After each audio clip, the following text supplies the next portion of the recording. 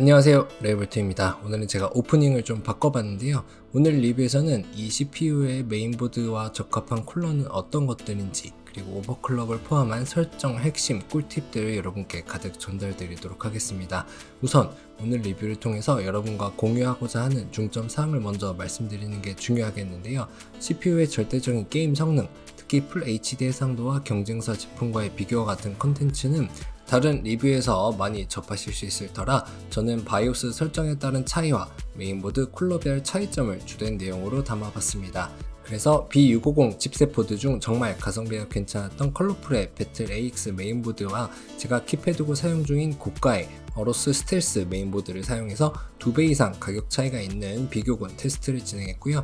발열에 대한 비교를 위해서 공랭 듀얼타워엔 RC1800, 3열 수랭 쿨러에는 서멀라이트의 가성비 좋은 고성능 제품인 코어 매트릭스를 사용해 각각 테스트 진행해봤습니다. 메모리 선택지의 경우 기존보다 조금 클럭을 올린 6400MHz CL32 제품의 최신의 A데이터 언락 제품 사용했습니다. 가장 중요한 게이밍 환경의 주요 인자는 상대적으로 CPU의 활용도가 적은 고해상도의 모니터를 사용했고요. 라데온 7900 GR2 GPU를 사용해서 CPU와 어느정도 급을 맞춰서 테스트를 진행했습니다. 특히 이번 9800X3D는 수동 오버클럭까지 가능해진 점을 감안해서 B650 칩셋 메인보드만을 사용했고요. 바이오스 설정에서는 공통 사양으로 X4 설정만을 사용했습니다. 주요 바이오스 설정으로는 첫째로 커브드 옵티마이저를 통한 언더볼팅이 기본 설정 대비 어떠한 변화가 있는지를 알아보도록 할 거고요. 기존 부스트 클럭보다 높은 수준으로 수동 오버클럭을 진행해보고 그 차이점 또한 자세히 알아보도록 하겠습니다. 또한 이번에 새롭게 추가된 X3D 터보 모드도 가볍게 다뤄봤으니까 끝까지 영상 집중해서 지켜봐 주시기 바랍니다. 자, 그럼 많은 분들이 궁금해하실 게이밍 테스트 결과부터 바로 말씀드리도록 하겠습니다. 가장 최근에 출시된 AAA 게임인 워해머 스페이스 마린 2에서는 전세대 최상위 X3D CPU인 7190X3D와 비슷한 프레임을 보여줍니다. 다만 체감이 가능한 1% 최소 프레임 부분에서 약간의 성능 향상이 확인되고요. 이러한 패턴은 모든 게임은 아니지만 제가 테스트한 많은 게임들에서 공통적으로 확인할 수 있었습니다. 공식 발표 이전에 유출된 리뷰어들의 소식과도 어느 정도 일치하는 결과라고 할 수가 있겠네요. 이러한 차이는 게임별로 편차가 발생하긴 하지만 약간의 유의미한 차이라고 볼 수도 있겠고요. 전세대의 끝판왕 코어가 가장 많은 형님뻘 대비 좋은 성능을 보여주고 있다는 점이 인상적이라고 할 수도 있겠습니다. 이러한 패턴은 게임별, 드라이버별 차이가 클 수는 있지만 제 테스트 환경이 높은 해상도인 터라 CPU의 영향력이 상대적으로 낮다는 점까지 감안하고 봐주시면 되겠습니다. 물론 게임에 따라서는 전혀 변화가 없는 경우도 이렇게 확인이 되었고요. 최소 프레임뿐만 아니라 전체적인 평균 프레임까지도 유의미한 차이를 찾기 힘든 경우도 있었습니다. 이어서 벤치마크2를 통해서 설정별 그리고 전세대 대비 점수를 한번 비교해 봤는데요. 전세대 783D 대비해서는 상당한 점수 상승이 확인되고요. 설정별 차이도 약간은 발생하는 것으로 확인되었습니다. 특히 바이오스 설정에 따른 게임 성능 차이가 있는지 다양한 방법으로 확인해 보려고 했는데요. 유의미한 차이를 찾는 것은 불가능했습니다. 쉽게 생각하면 수동 오버클럭을 했을 때 가장 성능이 잘 나올 것으로 예상할 수 있겠지만 고성능 그래픽 카드와 조합했음에도 불구하고 높은 해상도에서는 역시 CPU의 영향이 크지 않았네요. 이러한 패턴은 물론 게임에 따라 최적화가 덜 된 경우라면 차이가 발생할 수는 있겠지만 웬만한 유명 게임들, 안정화가 잘 된 게임들에서는 차이를 찾기가 어려웠습니다. X3D 터보 모드에서도 차이가 없는 게 보이고요. 점수놀이보다는 프레임 위주로 정확한 비교가 가능한 스틸 노마드 벤치마크에서도 역시 같은 결과를 얻었습니다. 그렇다면 우리는 이 CPU를 어떤 설정으로 사용하는 게 좋을까요? 우선 커브드 옵티마이저 네거티브 설정으로 언더볼팅을 진행해서 온도와 전력 소모량을 낮춰 사용하는 것이 좋겠습니다. 그리고 정말 중요한 포인트 하나는 여기 이 그래프에서 볼 수 있는데요. 정말 당황스럽게도 보다 저렴한 메인보드, 성능이 낮은 공랭 쿨러가 게임 시 온도가 더 낮게 측정되는 게 보입니다. 이건 상식적으로 생각하면 전혀 이해가 되지 않는 결과이기도 한데요. 이는 게임 플레이 시 전력 소모량을 확인해 보면 그 원인을 유추해 볼 수 있습니다. 같은 게임에서도 보드에 따라서 전력 소모량이 큰 차이를 보여주고 있는데요. 이는 보드별 고유 설정에 따라서 CPU가 얼마나 최적화되어 동작하는지에 차이가 있는 거라고 예상해 볼 수가 있습니다. 실제 게임 플레이 시 CPU의 클럭을 살펴보니 같은 게임, 같은 구간에서도 클럭 차이가 꽤 발생하는 게 보입니다. 물론 게임 프레임에 영향은 거의 없었지만요. 결론적으로는 저렴한 메인보드와 공랭 쿨러만으로도 충분한 게임 성능을 다 뽑아낼 수 있다고 요약할 수 있습니다. 물론 보드별 편차가 빠르게 줄어드는 바이오스 업데이트가 진행되는 건 좋겠죠.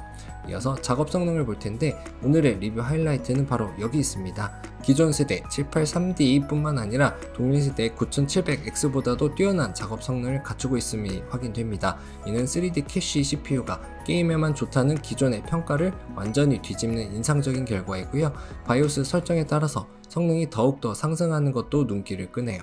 이번 9800X3D는 게임뿐만 아니라 작업까지도 한 개의 시스템에서 즐길 수 있는 치트키가 되어준다는 건데, 이러한 추가적인 성능 향상에는 당연히 온도와 전력 소모 부분에서도 변화가 있기에 한번 확인해봤습니다. 지금 보시는 그래프는 시네벤치 구동 시 바이오스 설정별 전력 소모량 그래프인데요. 성능이 더 높았던 언더볼팅 세팅이 오히려 전력은 훨씬 더 적게 소비하는 걸 확인할 수 있습니다. 이러한 패턴은 역시 기존 라이젠 CPU들에서 보았던 것과 동일하죠. 그리고 수동 오버클럭을 하면 성능은 최대치가 되지만 오히려 기본 설정보다는 전력 소모량이 적고 실제 인가 전압도 낮게 설정하는 게 가능했습니다. 이는 CPU 수를 따라 다를 수는 있겠지만 기본보다는 수동으로 설정을 잡아준다면 최적의 작업 성능과 전력 밸런스를 찾을 수 있겠고요. 이는 온도 측면에서도 같은 양상을 확인할 수 있었습니다. 즉 기본 설정이 너무 보수적일 수 있기 때문에 라이젠 마스터 등으로 언더볼팅 및 수동 오버클럭 최저값을 찾아서 적용해 주는 것을 강력하게 추천드립니다. 다음은 보드별 시네벤치 점수인데 고가와 저가 메인보드 간 유의미한 차이를 전혀 확인할 수 없었습니다. 다만 기본 설정은 온도가 높은 경향이 있어서 공랭 쿨러를 사용하면 온도로 인한 스로틀링이 걸리긴 했네요. 앞서 말씀드렸듯 커브드 옵티마이저나 적당한 수동 오버클럭을 통해서 최적화만 잘 해준다면 보드의 가격에 상관없이 올코어 부스트 클럭이 아주 안정적으로 유지되는 것을 확인할 수가 있었습니다. 보드별 차이뿐만 아니라 쿨러 간 차이도 한번 살펴봤는데요. 앞선 게임에서와 비슷하게 전압 설정이 자동인 경우엔 보드에 따라 공랭 쿨러가 오히려 온도가 낮은 이상 현상이 보입니다. 이건 보드별 평준화가 조금 필요해 보이네요. 설정만 잘 잡아준다면 공랭 쿨러로도 올코어 수동 오버클럭을 적당한 온도로 커버할 수 있는 게 확인됐기 때문에 같은 CPU 같은 설정 값인데도 메인보드별로 이렇게 전력 소모량의 차이가 나는 부분은 출시 초반에는 기억해 두셨다가 바이오스 업데이트를 통해서 설정 최적화를 꼭 진행하고 사용하는 것을 권장드립니다. 실제 각 보드별 코어의 메인 전압 인가 부분은 거의 차이가 없는 것 또한 확인되었는데요. 이 부분 외에 뭔가 다른 설정의 차이가 보드별 전력 소모량, 온도 차이를 유발하는 게 아닌가 생각이 됩니다. 최적화만 잘 마무리되면 기존 세대 대비 높은 작업 성능을 안정적인 온도로 수행할 수 있다는 점은 정말 인상적이었고요. 공랭 쿨러와 저렴한 메인보드로도 부족함이 없다는 점은 시스템 구축 측면에서 큰 장점이 되겠습니다.